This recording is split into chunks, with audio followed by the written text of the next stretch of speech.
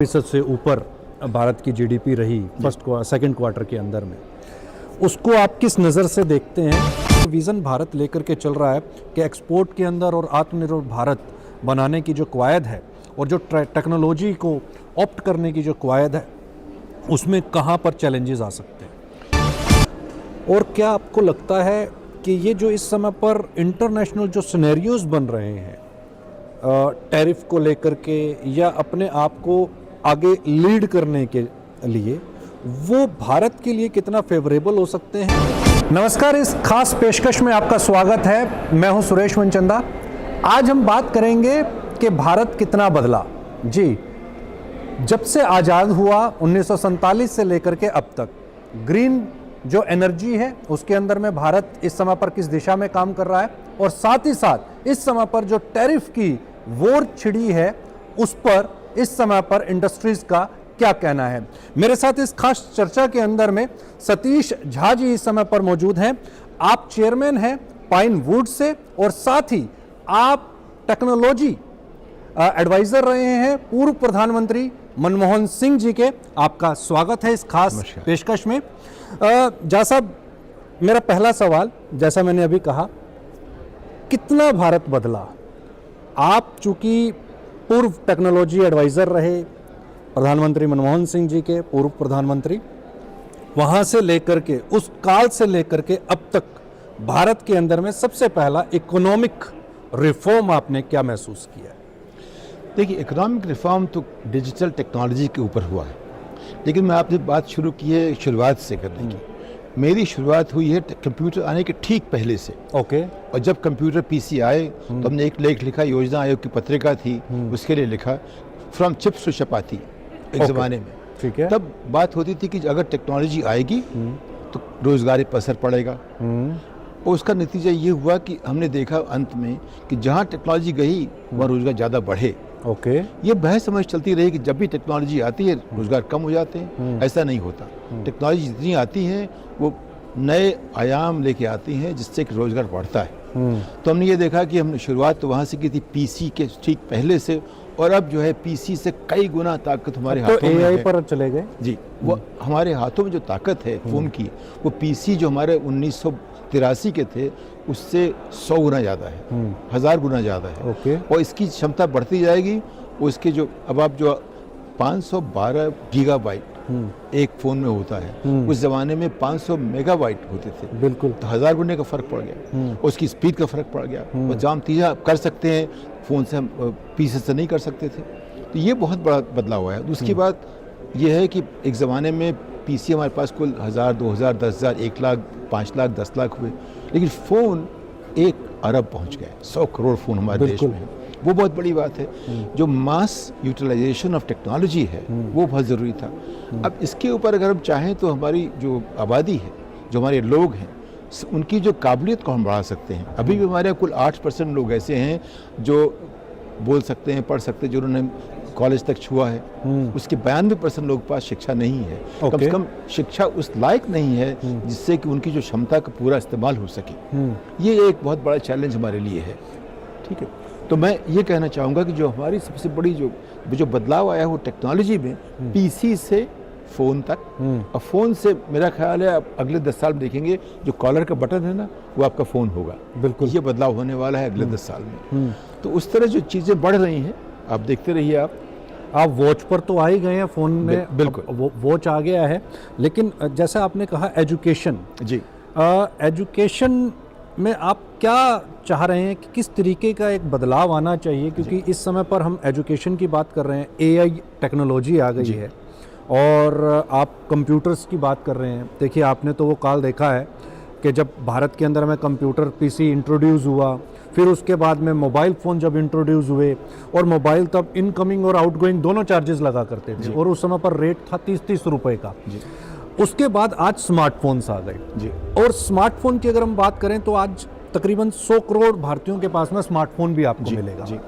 अब स्मार्टफोन से हम टेक्नोलॉजी की तरफ आगे मूव कर रहे हैं, एआई की तरफ। उस एआई से आप भारत को कितना बदलते हुए देख रहे हैं, और एआई क्या आपको लगता है कि ये खतरा हो सकता है? क्या आपको लगता है कि ये ह्यूमन जो माइंड्स हैं इसके ऊपर पे ज़्यादा जी।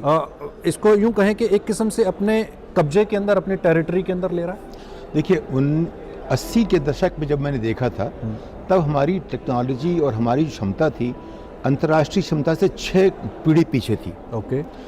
1992 की जो कार थी हमारी एम्बेसडर, ये मॉरिस ऑक्सफोर्ड, वो 1982 में भी थी, वो मानी जाती थी कि उसमें टेक्नोलॉजी बदली नहीं। तो हमारे यहाँ 6 पीढ़ी का फ़र्क रहा है, आज भी पीढ़ी 6 फ़र्क का ही है। तो हम पीछे, दुनिया जहाँ चल रही है उससे हम 6 पीढ़ी पीछे चल रहे हैं टेक्नोलॉजी के अडॉप्शन में। लेकिन अब आप देखें एआई के साथ भी वही होगा जो आईटी के साथ हुआ। एआई के साथ ये होगा कि पहले शुरुआती दौर में हमारे लोग जो हैं उसको सीखने में बहुत गलतियां करेंगे। वो जो दौर है बड़ा लंबा होने वाला हमारे लिए है, क्योंकि हमारी जो बुनियादी शिक्षा जो है वो उतनी साफ़ सुथरी नहीं है जो लोगों को उस हद तक ले आ सके जिस तरह के विदेशों में, यूरोप में, अमेरिका में, जापान में उनकी बुनियादी शिक्षा बहुत अच्छी है। हमारी बुनियादी शिक्षा से हम क्या समझें, कहाँ पे क्या K-12 जो पहले 12 साल होते हैं, हाँ? जहाँ प्राइमरी स्कूल से सेकेंडरी स्कूल तक की बात होती है, वहाँ हमारी शिक्षा बहुत कमज़ोर रह जाती है। ओके। हमारी तमाम रिपोर्ट्स कहती हैं कि 8वें दर्जे में लोग दूसरे दर्जे की चीज़ें कर नहीं पाते। तो अगर उसको आप देखें, और सरकार ये देख रही है, पिछले 25 साल से ये देख रही है, ऐसा हो रहा है, उस पर कुछ उन्होंने काम किया नहीं है। मैं आपको वापस ले चलूँ 1985 में टेलीफोन अगर हम चाहते हैं कि सब भारतीय के पास पहुंचे, तो 2170 तक 60 करोड़ भारतीयों के पास फोन नहीं होने वाले थे। 85 में भारतीय 60 करोड़ थे, अब 150 करोड़ हैं। अब सब फिर भी सबके पास फोन पहुंच गया। उनके पास अगर ये आप कहते हैं स्मार्टफोन हो ना हो, उसका इस्तेमाल करने के लिए क्या क्या चीज़ें जाननी पड़ती हैं, वो समझाने के लिए काफ़ी कुछ करना पड़ेगा। छोटे छोटे जो ऐप्स वो चला लेते हैं, लेकिन जो कॉम्प्लेक्स चीज़ें वो चला नहीं पाते। उसके आधार बिजनेस करने वाले बहुत कम लोग हैं। ठीक है। तो मेरा ये मानना है कि एआई से करीब 2-3 साल तक जो है हमें थोड़ा नुकसान होगा, लोग गलतियां ज़्यादा करेंगे, सीखेंगे, लेकिन धीरे धीरे जब बड़े होंगे, लेकिन तब तक दुनिया में जो बदलाव हो रहा है, देखिए हम लोग तो अभी 20-25 बिलियन डॉलर की बात कर रहे हैं एआई में इन्वेस्टमेंट करने की माइक्रोसॉफ्ट के नाम पे। विदेश में 2000 बिलियन हो रहा है इन्वेस्टमेंट। तो वो जो गैप हमारा बढ़ता जा रहा है, तो हमारी परेशानी अपने देश के बारे में ये है कि कैसे हम लोग जो सबको ऐसे लेवल पे आएँ जो आज टेक्नोलॉजी ला सकती है। मेरा कहना है सेल फोन ऑफ एजुकेशन चाहिए देश को। जैसे सेल फोन ने सबके पास फोन पहुंचा दिया, ऐसे सेल फोन ऑफ एजुकेशन सबके पास शिक्षा ले जाए। शिक्षा वो हो जो कायदे की हो, जिसमें गुणवत्ता हो, क्वालिटी हो, वैसी शिक्षा चाहिए। आपने टेक्नोलॉजी एजुकेशन की बात की बेसिकली, जहाँ तक मैं समझा कि फ़ोन वो हो जो एजुकेशन को लेकर के जाए। जी जी। टेक्नोलॉजी एजुकेशन के अंदर अभी 2 बड़े एग्जांपल्स हैं, 2 स्टार्टअप्स आए देश के अंदर में। एक स्टार्टअप बायजूस आपके सामने दिखाई देता है, बड़ी अच्छी ग्रोथ उसने ली। एक और दूसरा स्टार्टअप जिसकी वैल्यूएशन जो है कभी 40,000 करोड़ रुपए की पहुंची, लेकिन आज वो 4,000 करोड़ रुपए में बिकने के लिए मजबूर हो रहा है। तो इसको आप किस नज़र से देखते हैं? क्या देखिए, एक फिजिकली स्कूल कॉलेज के अंदर में जाकर के उस एजुकेशन को लेना, एडॉप्ट करना, और एक स्क्रीन के ऊपर पे एजुकेशन को एडॉप्ट करना, जी, इन दोनों के अंदर में आपको क्या लगता है कहाँ पे जो गैप है उस गैप को कैसे फिल किया जाए? और क्या वाकई में आपको लगता है कि टेक्नोलॉजी एजुकेशन आपके उस ड्रीम को पूरा कर सकती है जिस एजुकेशन लैक की आप बात कर रहे हैं?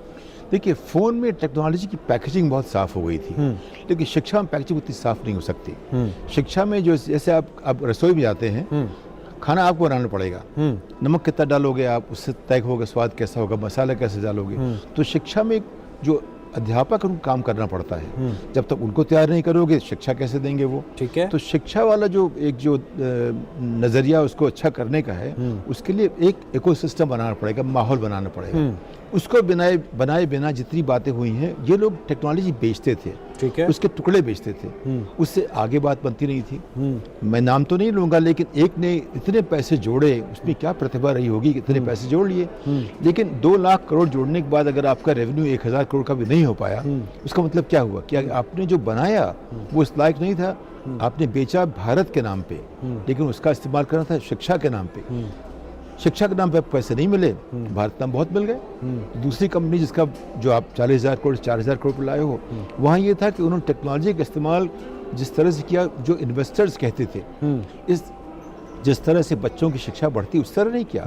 इन्वेस्टर ने कहा इधर जाओ उधर चले गए, उनका उधर जाओ उधर चले गए। ओके। उस दौरान जो है शिक्षा का कुछ हो नहीं पाया। तो अगर आपकी शिक्षा पे आप काम कर रहे हो और वो प्रोडक्टिव नहीं होती है कि आप लोग बच्चे उसके लिए फीस दें, माँ बाप उसके लिए फीस दें, तो जाहिर है कंपनी आगे बढ़ेगी नहीं। और फिर उन्होंने एसेट बिल्डिंग शुरू कर दी, यानी कि शिक्षा के बजाय एक बिजनेस बना दिया।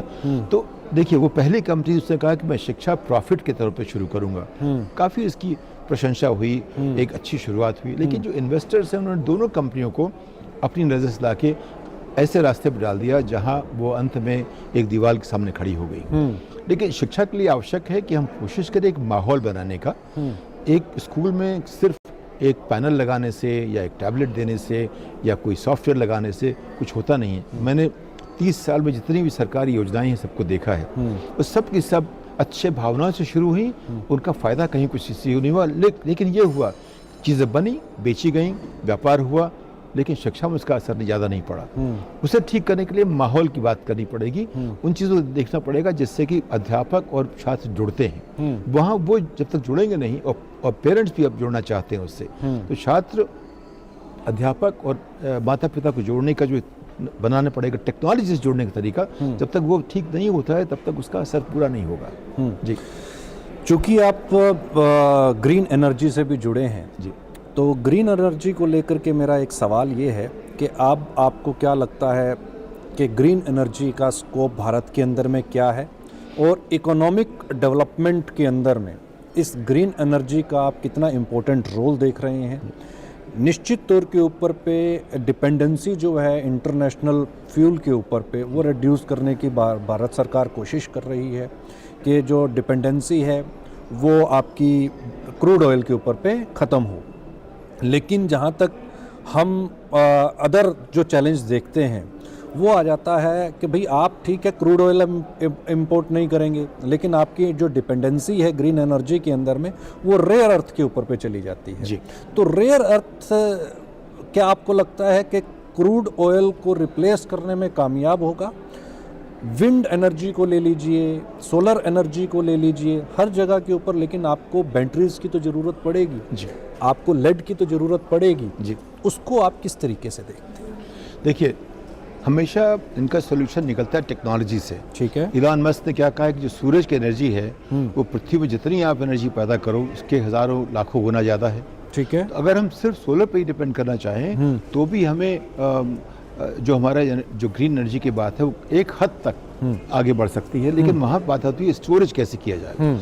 उसके लिए आपको बैटरी चाहिए। अब बैटरी जब तक ऐसी जगह नहीं पहुँचती कि लिथियम की जगह जो नए जो और मटेरियल अभी बनेंगे, पैदा होंगे, या रेयर अर्थ की बात हो रही है, जब तक वो उस हद तक ना पहुँचे कि उसमें हमारी जो एनर्जी खर्च होती है वो जितनी ऊर्जा पैदा होती है उसके मुकाबले बहुत नेग्लिजिबल हो जाए, ओके, तब तक ये बात चलती रहेगी। लेकिन ये टेक्नोलॉजी की जो एवोल्यूशन है वो चलती रहेगी। एक समय मुझे लगता है आएगा, जैसे एक टेस्ला जिसके नाम पे मस्क ने गाड़ी का नाम रखा, उन्होंने कहा था कि हमारे पास टेक्नोलॉजी 100 साल पहले पास थी जिससे कि हर कंज्यूमर को एनर्जी मुफ्त में दी जा सके, बिजली मुफ्त में जा सके। तो यानी कि ये संभावना है। उस संभावना को हम कैसे अमलिया पहनाते हैं या असलियत तक ढालते हैं, ये हम निर्भर करेगा। लेकिन इस पे अमेरिका पहले आगे बढ़ेगा, हम लोग 3-4 पीढ़ी से पीछे रहेंगे। लेकिन आज जो सोलर की जो क्षमता है, सोलर तो ऐसा हो गया जैसे आप बिल्डिंग बना रहे हो, उसकी वो कोई मुश्किल नहीं है, ये खाली इससे बैटरी की मुश्किल आ रही है। तो ये चीज़ें टेक्नोलॉजी से हल होंगी, ये हमें सिर्फ चाहने से तो नहीं होंगी। CBG की बात करते हैं आप, या तमाम बायोफ्यूल की बात करते हैं। विंड में आपने देखा कि उसकी सीमाएं हैं, कहीं हो सकती है, हर जगह नहीं जा सकती। बिल्कुल। जहाँ जाती है उसके जो कोशेंट होते हैं एफिशिएंसी वो अलग अलग होते हैं, और जब तक एक एफिशिएंसी कोशेंट ऐसा ना हो कि बाकी एनर्जी से कम दाम की हो तब तक उसका भाव बढ़ता नहीं है। तो यानी उसको लोग अपनाते नहीं हैं। तो सब में कोई ना कोई गैप है, कोई टेक्नोलॉजी गैप है, कोई प्रोसेस गैप है, कोई पॉलिसी का गैप है। उन सब को लेकर की बातें बढ़ रही हैं। हमारी चैलेंज ये है कि हमारे देश में पब्लिक पॉलिसी बनाने का जो सिलसिला है उससे बहुत सारी चैलेंजेस अभी भी हैं। इस बात को मैं देख रहा हूँ, जब ने शुरू किया था, बुलाया था एक टीम को 2001 में अमेरिका से टेलीकॉम पॉलिसी को लेकर के, वहाँ थोड़ा काम हुआ, वो लोग आए, हम लोगों ने कोशिश की कि हमारे यहाँ वो माहौल बने कि टेलीकॉम पब्लिक पॉलिसी कैसे बन जाए। इसी तरह हमें हर एक क्षेत्र में देखना पड़ेगा कि पब्लिक पॉलिसी कैसे बनानी चाहिए जिससे कि उसका फ़ायदा देश को पहुँचे, और उनको पहुँचने के पास कोई और साधन नहीं है। हमारी देखिए, हमारी जो आज की अर्थव्यवस्था है वो कुल 8% लोगों की अर्थव्यवस्था है। ठीक है जी। हमारी जो पूरी आमदनी है यूरोप के एक देश के बराबर है, उसके आसपास है। तो हमारी अर्थव्यवस्था यूरोपियन जो बड़े देश हैं, जर्मनी वो उसके आसपास अभी खड़ी है। इसके बावजूद हमारे पास 12-13% 2 गुना ज़्यादा लोग हैं। हमें सोचना पड़ेगा कि हम इतने बड़े क्यों नहीं हो सकते, क्योंकि हमने कोशिश की नहीं की। सबसे ज़्यादा जो माइनिंग की कैपेबिलिटी है वो दिमाग के अंदर है। जो धन है, जो संपत्ति है, जो भी संभावनाएं हैं वो दिमाग के अंदर ज़्यादा हैं। आज दुनिया भर में पिछले 50 साल में 10 कंपनियां ऐसी हैं जिनकी मार्केट वैल्यू भारत की मार्केट वैल्यू के आसपास से ज़्यादा है। ये 50 साल से कम इनकी उम्र है। और शुरू की थी एक आदमी ने गराज में, हर एक कंपनी गराज से शुरू हुई। बिल्कुल। लेकिन हम भी कर सकते थे। हमने ऐसा क्यों नहीं किया? कि हमारी ज़मीन उस तरह तैयार नहीं हुई है, हमारा सोच उस तरह बदला नहीं है, हम भविष्य को देखना नहीं चाहते। हम खुश हैं, अपने भूत से ही खुश हैं। जब तक हम भविष्य की तरफ देखेंगे नहीं, ये चीज़ें संभव नहीं होंगी। आपने सर माइंड को माइन कहा है जी, ठीक है जी। अब क्या आपको लगता है कि भारत की जो माइंड्स हैं जी, हम उनको यहाँ पर यूटिलाइज नहीं कर पाए, और जिन 10 बड़ी कंपनीज़ का आपने जिक्र किया, उन 10 बड़ी कंपनीज़ के अंदर में अगर हम देखेंगे तो 90%, इवन मोर देन 90% जो CEOs की बड़ी जो डेजिग्नेशन है वो भारतीयों के पास में ही है, और भारतीय उसको होल्ड कर रहे हैं। चाहे वो टेक्नोलॉजी के क्षेत्र में हो, चाहे आप गूगल का उदाहरण लीजिए, चाहे आप इवन इनफैक्ट एलन मस्क की कंपनी का आपने एग्जाम्पल लिया, या अदर कंपनीज, अमेरिकन कंपनीज़ का अगर मैं उदाहरण लेता हूँ, तो वहाँ पर भारतीय सर्व कर रहे हैं। क्या आपको लगता है हम उन माइंड्स को भारत के अंदर में ठीक से यूज़ नहीं कर पाए? तो अगर वो यहाँ रह कर के भारत की टेक्नोलॉजी के अंदर में वर्क करते, ठीक है, तो उसका बेनिफिट भारत को मिलता, या आपको लगता है कि यहाँ पर रिसर्च एंड डेवलपमेंट को लेकर के एक बड़ा चैलेंज है, उसके बीच में ना तो सरकार और ना ही हाउस होल्ड, बेसिकली ना ही पेरेंट्स का इतना बड़ा विज़न है कि रिसर्च एंड डेवलपमेंट अगर करेंगे तभी तो पता चलेगा कि कौन सी चीज़ के अंदर से क्या रिजल्ट निकलेगा और क्या बेटरमेंट रहेगा। तो कहीं ना कहीं वो एक लैक आपको लगता है कि हम हमारे सोर्सेज, जो जिस माइंड की आप बात कर रहे हैं, उसको संजो पाने में कहीं ना कहीं चूक कर गए? देखिए, रिसर्च एक माहौल के ऊपर आधारित होती है जी। जब तक हमारी ज़मीन जितनी तैयार होगी उतना ही हम अच्छा रिसर्च कर सकते हैं। ठीक है। हमारे यहाँ जब मैं हॉफमैन लारोश में CIO था, तो जो हमारी कंपनी का जो रिसर्च का बिल था वो पूरे हिंदुस्तान के सारे रिसर्च कहीं ज़्यादा था। आज भी एक कंपनियां हैं जिनका रिसर्च बिल जो है पूरे हिंदुस्तान के रिसर्च R&D बिल से बहुत ज़्यादा है। अमेरिका में 101 साल पहले तमाम कंपनियों ने तय किया कि वो सरकार से अलग अपने R&D खड़ी करेंगी। तो आप देखा होगा कि IBM के पास 12,000 पेटेंट थे। AT&T की जो बेल लैब जो हुआ करती थी, उन्होंने टेक्नोलॉजी में कितना काम किया। मोटरोला ने, इन्होंने टेक्नोलॉजी बनाई इन लोगों ने। जो आज देख रहे हैं ये सब प्राइवेट कंपनियों के रिसर्च और डेवलपमेंट लैब्स ने किया था। सरकार का भी उसमें हिस्सा था, डार्पा की तरफ से अमेरिका में, और विदेशों में ऐसा हुआ। लेकिन सारी जो R&D जो हुई वो प्राइवेट कंपनियों ने की। उनकी साइज़ इतनी ज़्यादा थी, उनकी सोच वहाँ तक थी। हमारे R&D के नाम कुछ खर्च होता ही नहीं है। होता है तो इतना उसे R&D कहना भी बड़ा मुश्किल होता है। और जो होता है सब मिला के एक कंपनी के R&D के बजट से भी कम पूरे देश का R&D बजट है। तो हम लोग उस खेल में है ही नहीं, पहली बात। दूसरा ये कि जो हमारे लोग जो बाहर CEO बनते हैं वो उस माहौल में जाके बड़े होते हैं, पनपते हैं, और जब तक CEO बनते हैं वो भारतीय नहीं रह जाते, वो अमेरिकन बन जाते हैं। वो उस माहौल में कम्पीट करके उस तरह के बन जाते हैं। तो वो यहाँ आते हैं, उनको लगता है मैं कहाँ आ गया। तो यहाँ जो हमारी जो लोग, जिनको अगर हम बचपन से बुनियादी शिक्षा उनकी ऐसी नहीं होगी कि वो विदेश से सबसे कम्पीट कर सकें, तो आगे बढ़ नहीं पाएंगे। मैं एक बार 25 साल पहले मैंने एक टेस्ट किया कि हमारे IITs की जो 5 हमारी महत्वपूर्ण IITs थी, पहली वाली, उनके जितने भी स्टूडेंट्स ने प्रोजेक्ट किए, उन सब की अगर मार्केट वैल्यू आप देखते, वो MIT के उस ज़माने के 1 साल के जो बच्चे हैं उनकी प्रोजेक्ट वैल्यू से बहुत कम हुआ करती थी। Cumulative value. उसकी वजह है कि हमारे पास किताबें पढ़ने का तो हिसाब बना लिया है, लेकिन उससे सोचने का जो हिसाब वो बन नहीं पाया। उसकी संस्कृति नहीं बन पाई, उसका माहौल नहीं बन पाया। दिमाग सबके पास उतना ही है। यही लोग बाहर जाके अच्छा करते हैं। जो बाहर अच्छा कर उनको फिर वापस ले आइए तो यहाँ खराब करना शुरू कर देंगे। एक्सपोजर नहीं मिलता बेसिकली। नहीं, अगर एक्सपोजर जिनको मिला उनको भी आप ले आओगे ना, तो फिर इस माहौल में वो काम नहीं कर पाएंगे, फिर उनकी वही मुश्किल हो जाएगी। तो मेरा ये कहना है कि हम लोग हमेशा माहौल में काम करते हैं, वो माहौल बनाना पड़ेगा। वो जब तक बनता नहीं है तब तक हमारी जो प्रोडक्टिविटी है जैसे चल रही है ऐसी रहेगी। हम हमेशा 6 पीढ़ी पीछे हम अगर पिछले 50 साल चल रहे हैं तो कुछ तो बात होगी। क्योंकि आपने सरकार के साथ काफ़ी नज़दीक से काम किया है सर जी। और अभी जो यूएस और भारत का जो रिलेशनशिप आप देख रहे हैं जी। उसको आप किस नज़र से देख रहे हैं? और चूँकि टैरिफ लगा है 50% का टैरिफ भारत के ऊपर पे, अब नेगोशिएशन हो रही है जी। और उसमें भारत सरकार ने ये साफ कर दिया है कि एग्रीकल्चर को लेकर के हम बिल्कुल तटस्थ हैं, उसमें किसी तरीके का कोई कॉम्प्रोमाइज़ हम नहीं करने वाले। इसको आप कैसे देखते हैं? और दूसरी तरफ मैक्सिको ने यूएस के प्रेसिडेंट ट्रंप साहब को खुश करने के लिए भारत पर अचानक से 50% का टैरिफ अनाउंस कर दिया है, जो कि जनवरी 2026 से लागू हो जाएगा। इसको आप किस तरीके से देखते हैं और क्या लगता है आपको कि जो विज़न भारत लेकर के चल रहा है कि एक्सपोर्ट के अंदर और आत्मनिर्भर भारत बनाने की जो कवायद है और जो टेक्नोलॉजी को ऑप्ट करने की जो कवायद है, उसमें कहाँ पर चैलेंजेस आ सकते हैं? देखिए, हमें ये मानना पड़ेगा कि हम भारत विश्व अर्थव्यवस्था का कुल 3% है। ठीक है। 1947 में 3% हम थे, आज भी 3% है। ठीक है। और अगर हम 3% है, अमेरिका 30% है, हम उससे लड़ नहीं सकते। ओके।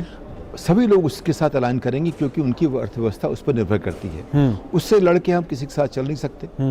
जितने देश हैं सबने कहा कि जब तक ये ट्रंप जो है वो एक ऐसे रियल्टर हुआ करता था, रियल एस्टेट डेवलपर, उनकी प्रवृत्ति आप जानते हैं कैसी होती है, उनकी समझ कैसी होती है। जब तक वो राष्ट्रपति है तब तक जिस तरह सरकार चलती थी वैसे नहीं चलेगी। वो सिर्फ अपने हिसाब से चलाएगा, उसका जो मन करता है वो खिलौने की तरह खेलते हैं ट्रंप साहब।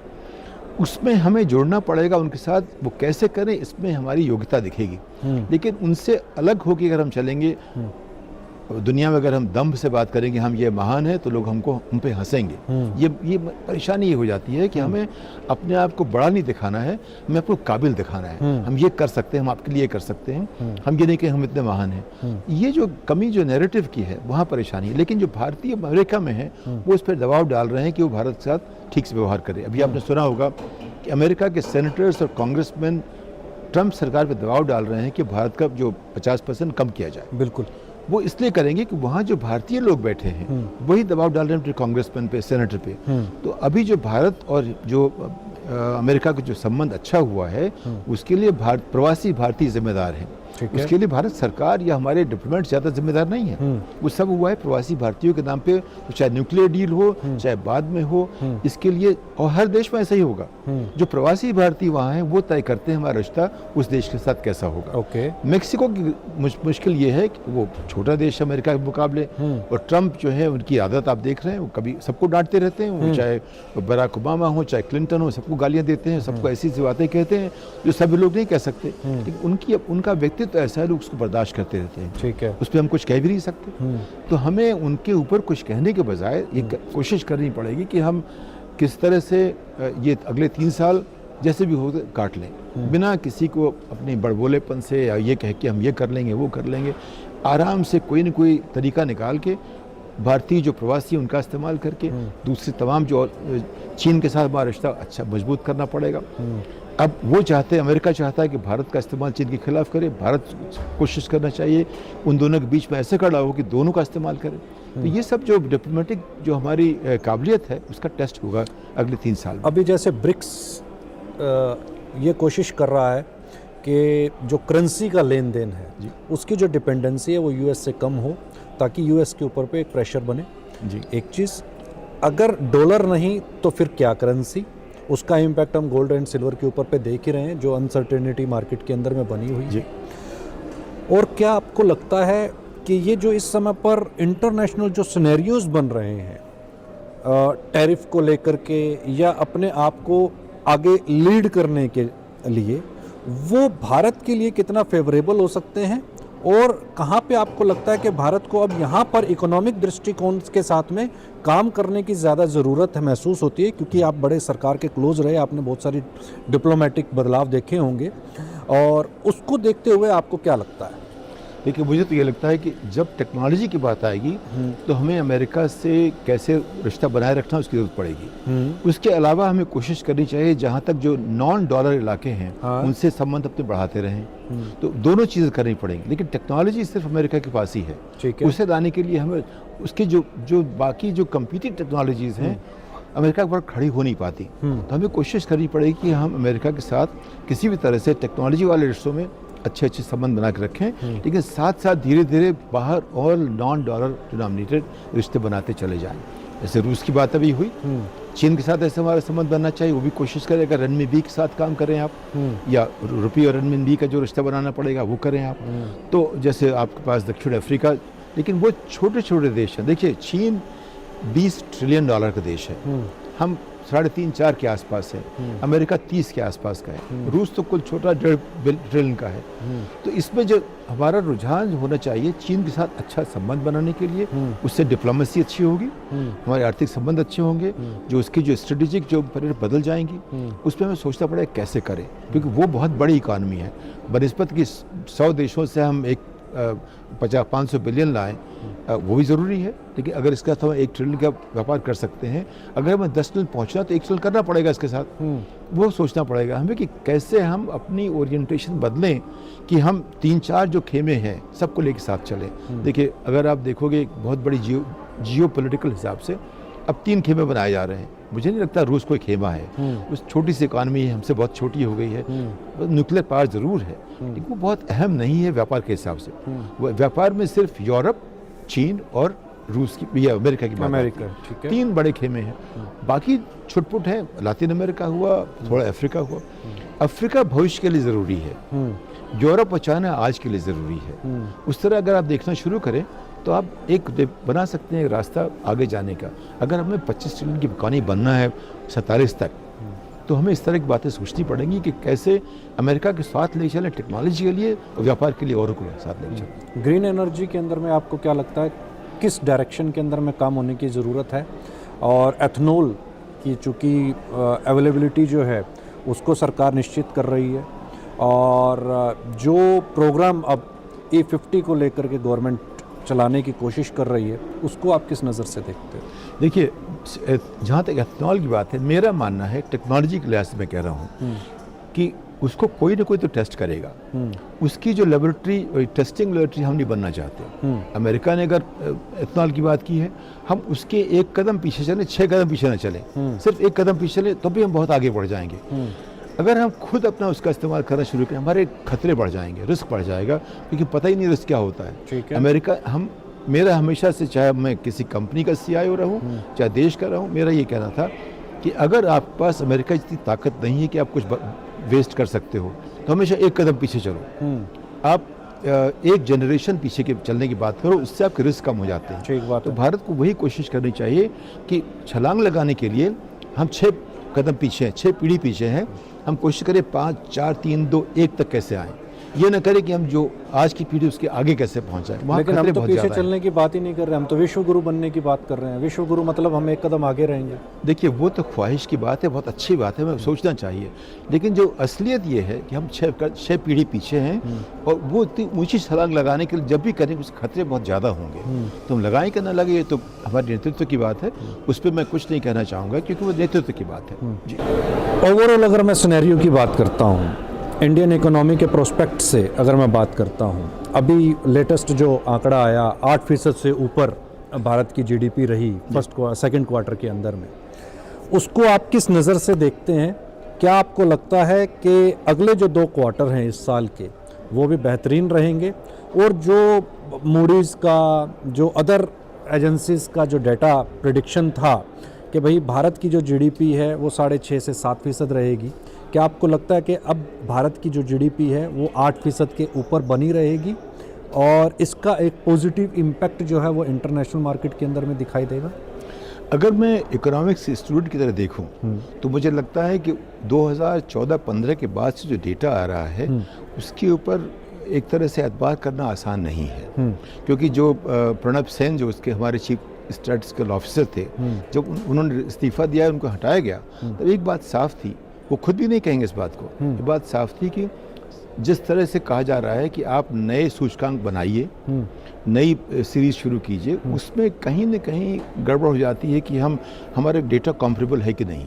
जो आज हम कह रहे हैं उसका रिश्ता कल से कैसा है, वहाँ मुश्किल होती है। तो आपको मुझे लगता है कि डाटा के अंदर में कुछ मेलाफाइड इंटेंशंस के साथ में इसको देखिए इंटेंशन किया जानना जाए। बड़ा मुश्किल होता है। मैं ये लेकिन देख रहा हूँ वजह जो भी हो, डेटा आज रिलायबल नहीं है, नंबर एक। ओके। नंबर अगर होगा तो उसकी कोई हमारे पास वैलिडेशन नहीं है, प्रूफ नहीं है। नंबर दो ये है कि तरक्की तो हो रही है, एक नेचुरल हमारी ग्रोथ होती है, वो तो होनी है। हमारी अर्थव्यवस्था 3-4% तो चलती रहेगी। उसके ऊपर जो फैक्टर्स आते हैं इन्फ्लेशन के, ट्रेड के, वो सब जो हैं, उसके बारे में अभी तक बात साफ नहीं हो रही है। मेरा मानना है अगर हम 95 करोड़ भारतीयों को सब्सिडाइज अनाज दे रहे हैं तो लगता है कि हमें जो दिख रहा है वो वैसी अर्थव्यवस्था नहीं है। अब ये जाने कि हमें कभी भी 80-85 करोड़ लोगों को खाना खिलाने की जरूरत पड़ती नहीं थी। 2, 4, 5, 10 करोड़ की बात हो गई, वहाँ आपने मनरेगा बना दिया, जो भी कर दिया। लेकिन अभी भी अगर आप अररिया में जाइए, पूर्णिया में जाइए, बिहार में, वहाँ प्रति व्यक्ति आमदनी 30,000 रुपये वार्षिक है। भारत में ऐसे करीब 30 जिले हैं जहां आमदनी जो सबसे गरीब अफ्रीकन देश है उससे भी कम है। ओके। तो ये जो हम भूल जाते हैं, हम क्या कि हम चौथे सबसे बड़े देश हो गए जीडीपी में। भाई आप चौथे बड़े, आपकी आबादी तो दुनिया की 20% है। अगर आप चौथी हो भी गए फिर भी 3% पे हो, तो 3% का 20% 3% कमाते हैं, उसमें आपको देखना पड़ेगा कि हमारी ग्रोथ रेट क्या है। तो मुझे लगता है हमारी ग्रोथ रेट 5 से 6% के बीच हो रही होगी। ओके। लेकिन कहने के लिए कभी वो 8 बनाएंगे, कभी 7.5 बनाएंगे, कि वो तो स्टैटिस्टिक्स की बात हो गई। लेकिन हमारी ग्रोथ रेट रियल तो ज़रूर है। हमारी आबादी बढ़ रही 2% पे, 5-6% ग्रोथ है, तो 3-4% हमारी ग्रोथ हो रही है।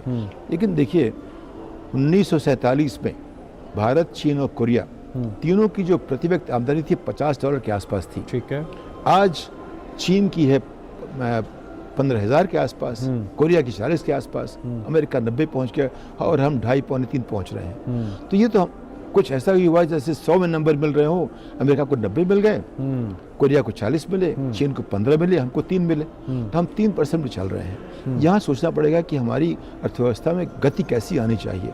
मेरा मानना है कि अगर हम कायदे से अपनी अर्थव्यवस्था चलाते तो शायद हमारी जो प्रगति 8-9-10% के आसपास 9-10% के आसपास होती। ठीक है। वो करेंगे तो हम 10 साल में कहीं पहुंचेंगे जो गरीब आगे बढ़ जाएंगे।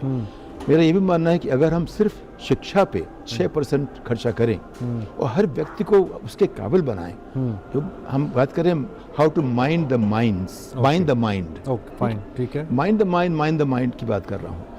तो उसमें अगर हम शुरू करें कि जो सारी जो अगली जो पैदान में जो तरक्की होगी वो दिमाग से होगी, वो खदानों से नहीं होगी। ठीक बात। हम दिमाग पे जोर लगाएं। अगर उन 6% पैसे से अगर हम सिर्फ केंद्रीय विद्यालय का स्तर देश पर बना दें, अभी हमारे पास 30 करोड़ बच्चे हैं, केंद्रीय वाले में कुल 10 लाख पढ़ते हैं। अगर हम सिर्फ 30 करोड़ बच्चों को केंद्रीय विद्यालय वाला स्टैंडर्ड दे दें तो हमारे देश की आमदनी अगले 15 से 20 साल में अमेरिका से आगे बढ़ जाएगी, उससे नीचे नहीं हो सकती। लेकिन उसके बिना कभी नहीं हो ही नहीं सकती। तो हमें जोर देना चाहिए कि हम कैसे हमारे जो दिमाग हैं उनको कैसे माइंड करें, वो जो दिमाग की जो खदान है उस तक कैसे पहुँचे। तो मुझे लगता है कि उस पर हम इन्वेस्ट करेंगे तो आगे बढ़ेंगे। लेकिन तब तक जो 8% की बात है वो सरकारी एक बयान है, उस पर हम कुछ कहना नहीं चाहेंगे। लेकिन जब हम देखते हैं एक छात्र अर्थव्यवस्था के साथ तो बड़े सवाल खड़े हो जाते हैं। यानी आप ये कहना चाहते हैं कि अगर देश को एक नेक्स्ट लेवल के ऊपर पर लेकर के जाना है जी, और तीसरी बड़ी अर्थव्यवस्था बनाना है रियल मायनों के अंदर में, तो एजुकेशन जो है दैट इज़ द बैकबोन। बिल्कुल, एक किस्म से यही माना जाए कि वो एक बैकबोन है, और एजुकेशन के अंदर से ही उन्हें जो नेक्स्ट जो जनरेशन आएगी उसको इस तरीके से ट्रेन किया जाए ताकि वो जो उनके माइंड्स हैं उसको एज अ माइंड हम लेकर के आए और टेक्नोलॉजी के ऊपर पे मेन थ्रस्ट हो। जी, बुनियाद हमारी शिक्षा हो, क्वालिटी शिक्षा हो। जो शिक्षा हम दे रहे हैं उसको शिक्षा मानना ही नहीं चाहिए। देखिए अगर 10वीं क्लास के बच्चे बता नहीं पाते कि 17 गुना 4 कितना होता है, ठीक बात है, 17 गुना 4, तो फिर बड़ी मुश्किल हमारी। लेकिन इस बात ये की एजुकेशन पॉलिसी तो बरसों से भारत के अंदर चली आ रही है। नहीं, वही तो मुश्किल हमारी है। देखिए एक बार प्रिंसटन में हमारे एक फील्ड्स मेडल पाए हुए मैथमेटिशियन हैं।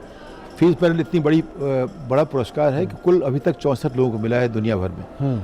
2 भारतीय मूल के हैं। जब मैं मिला उनसे, प्रिंसटन वाले से, मैंने कहा कि आप तो भारत में पैदा नहीं हुए। उन्होंने मुझसे कहा कि मैं समझ रहा हूँ आप क्या कह रहे हो। तो मैंने कहा मैं ये कह रहा हूँ अगर कोई भारत में पहले 5 बरस रह गया उस पर क्रिएटिविटी खत्म हो जाती है। तो उसने कहा कि मैं भारत के बाहर ही पैदा हुआ था। जो दोनों ही हैं वो भारत के बाहर ही बड़े हुए थे, दोनों फील्ड मेडल वाले हैं। हमारे यहाँ 78 साल में कोई नोबेल प्राइज़ नहीं पा पाया, जिसको मिला है वो अमेरिका में रह के उसने पाया या इंग्लैंड में रह के पाया। क्यों ऐसा होता है? क्योंकि हमें वो समझते हैं कि जो क्रिएटिविटी की जो बात है वो ख़त्म हो जाती है 5 साल का बड़ा होते होते, और बच्चे मैक्सिमम सीखते हैं पहले 2-3-4 सालों में। तो हमें समझना पड़ेगा दिमाग कैसे विकसित होता है, उस पर सोचना पड़ेगा हमें। और सारे हमारे फोकस होना चाहिए कि पहले 12-15 साल में हम कैसे बच्चों को ऐसी जगह दें, उनका दिमाग ठीक से पनपे, उनका स्वास्थ्य ठीक रहे, उनको एक ऐसा एक स्वस्थ वातावरण मिले जिसमें वो बढ़ सकें, उनके विचार अच्छे हों, आगे बढ़ने के हों, भविष्य को देखें, सिर्फ पीछे ना देखें, आगे देखें। ये सब करना पड़ेगा। तो पहली चीज़ बुनियादी क्वालिटी शिक्षा चाहिए, और दूसरा एक ऐसा पर्सपेक्टिव कि नौकरी नहीं चाहिए, आप खुद काबिल हैं और आप खुद अपना जीवन खुद बना सकते हैं, ये देखना पड़ेगा हमें। बिल्कुल निश्चित। ये दो चीज़ें जो हमारी जो पॉलिटिक्स ने जो ये किया, राजनेताओं ने ये किया कि भाई हम तुम्हें नौकरी देंगे, उससे बहुत नुकसान होता है। हम आपको नौकरी नहीं देंगे, हम इस काबिल बनाएंगे आपको नौकरी की जरूरत पड़े ही नहीं, आप अपनी आजीविका खुद ढूंढ सकते हो, ये बात बनानी पड़ेगी। तो आप खुद रोजगार को पैदा करने के काबिल बने। बहुत बहुत शुक्रिया सतीश जी इस तमाम जानकारी के लिए और साथ में बने रहने के लिए। निश्चित तौर के ऊपर पे जो आपने बताया कि एजुकेशन, अगर सरकार एजुकेशन के प्रारूप को बदले, ये समझे कि जो बच्चा है उसको इस तरीके की एजुकेशन दी जाए कि वो जब बाहर निकलेगा एजुकेशन लेकर के, तो वो सिर्फ नौकरी लेने के लिए नहीं निकलेगा बल्कि रोजगार बनाने के लिए और रोजगार देने के लिए निकलेगा। और अगर माइंड को माइंड के अंदर में कन्वर्ट किया जाए, इस फिलॉसफी के साथ में आगे बढ़ा जाए, तो निश्चित तौर के ऊपर पे देश को तीसरी बड़ी अर्थव्यवस्था बनने से कोई नहीं रोक सकता। एक बार पुनः आपका बहुत बहुत धन्यवाद इस तमाम जानकारी। नमस्कार, बहुत देखते रहिए मार्केट टाइम्स टीवी, कहीं मत जाइए।